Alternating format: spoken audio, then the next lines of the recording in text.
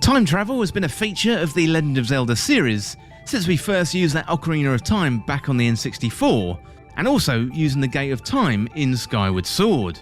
There's clues in the Breath of the Wild 2 trailers to suggest we could be about to time travel once again, and today I'm going to have a look at all that supporting evidence, plus look at how we've travelled through time in previous Legend of Zelda games, and also look at why time is such an important concept in our favourite Nintendo franchise.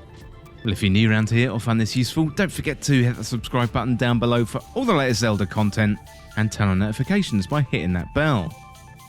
Well, before we get stuck into the video today, let me know what you think about time travel in Breath of the Wild 2. Do you want to see Link travelling back through time, or do you want to see Link manipulating time? Let me know down there in the comments.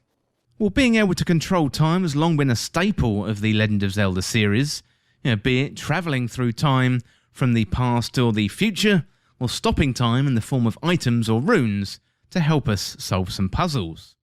Goddess Hylia, one of the most important characters in the lore of the Legend of Zelda, is the Goddess of Time. An important location in many Zelda games is the Temple of Time, and that can still be seen in Breath of the Wild on the Great Plateau. We've also travelled through time in Ocarina of Time, Majora's Mask, Oracle of Ages, Twilight Princess, and also Skyward Sword 2. Before we get into those other games though, I want to revisit Breath of the Wild for a moment. So in the original Breath of the Wild we didn't travel through time, although time did play an important role in the story. There are two legends in the game, one from 10,000 years ago and one from 100 years ago.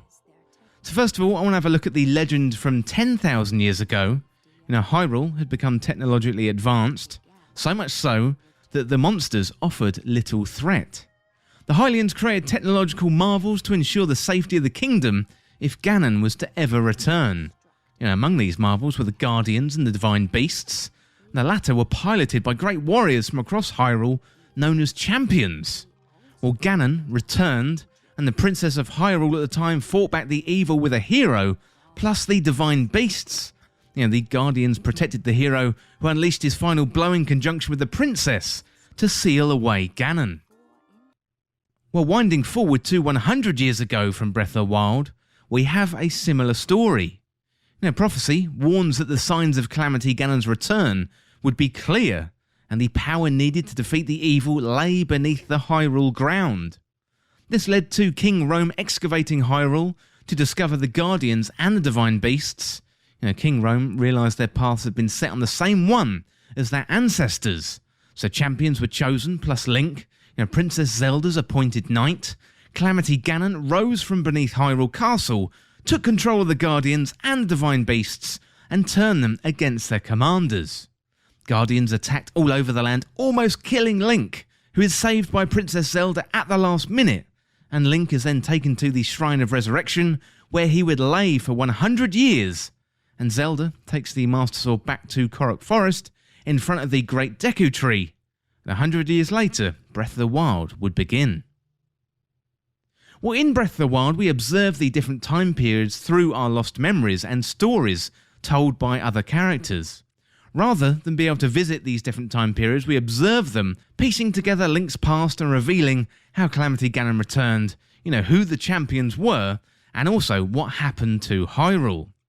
And while it's good to observe, it would have been great to travel back in time and speak to the characters in the past. So we found out a lot about 100 years ago, but there's still plenty of mystery from 10,000 years ago.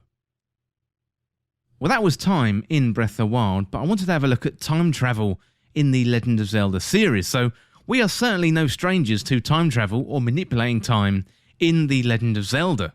Hylia, the Goddess of Time, is a constant throughout the Zelda franchise, and one of the most important characters. We still see her statues all over the Breath of the Wild map, and meditate in front of them to gain hearts and stamina. So Hylia is always there throughout the franchise, so it's not too much of a stretch of the imagination to think that Hylia is helping Link and Zelda in their battles against the evil adversaries like Ganon, Demise and Vati. Well, let's have a brief look at time travel in the Zelda series. So in Ocarina of Time, back on the N64, Link receives the 3 spiritual stones and plays the Song of Time in the Temple of Time, taking the Master Sword and preventing Ganondorf from obtaining the Triforce. Unfortunately, Link is too young to wield the Master Sword and is sealed in the Sacred Realm for 7 years, and after helping Sari in the Forest Temple, he can travel back in time to his childhood version by putting the Master Sword back in the Pedestal of Time. Link can then freely travel back and forward between child and adult timelines. Well, next up, in Majora's Mask, Link can play the Song of Time to go back in time to the first day to stop the moon from crashing into Termina. Link can also play the Song of Double Time to travel half a day forward to the future. Well, then we've got the Oracle of Ages, so here Link uses the Harp of Ages given to him by Nehru, and Link can travel between the present day and 400 years in the past. He can also play the Tune of Echoes, Currents and Ages to open time portals to travel between times. Well, moving forward to Twilight Princess, Link, looking for a missing piece of the Mirror of Twilight, finds a portal that takes him to an ancient version of the Temple of Time. The portal is the Door of Time, a gateway between Hyrule and also the Sacred Realm. And finally we've got Skyward Sword, so Link can use the Time Shift Stones to alter time in the immediate area next to the stones. Link can also use the Gate of Time to travel to Hylia's realm, thousands of years in the past. Well, that is a short history of time travel in the Zelda series, but next let's have a look at the potential for time travel to appear in Breath of the Wild 2. Well, we've seen clues in the existing trailers of Link's ability to manipulate time with his arm. We see a spiked silver ball rolling down a hill, Link extending his arm, and he appears to turn back time and send that ball rolling back up the hill where it came from. We also have the mystery of Link and his different looks in the trailers. So for example, in the first trailer, we see Link and Zelda travelling underground. In this scene, it looks like it's shortly after the end of the original Breath of the Wild. Link has his blue champion's tunic, and a regular, non-broken Master Sword is strapped to his back. In the second trailer, we see a different Link, this time one with shaggy long hair, and his right arm has been changed, most likely related to the glowing green arm holding the corpse from the first trailer. So a good question to ask here is, are these the same Link, or do we have two Links? So we've got blue champion's tunic Link, most likely a modern day Link after the original Breath of the Wild, and then we've got the potential for a long-haired Link to be the champion from 10,000 years ago.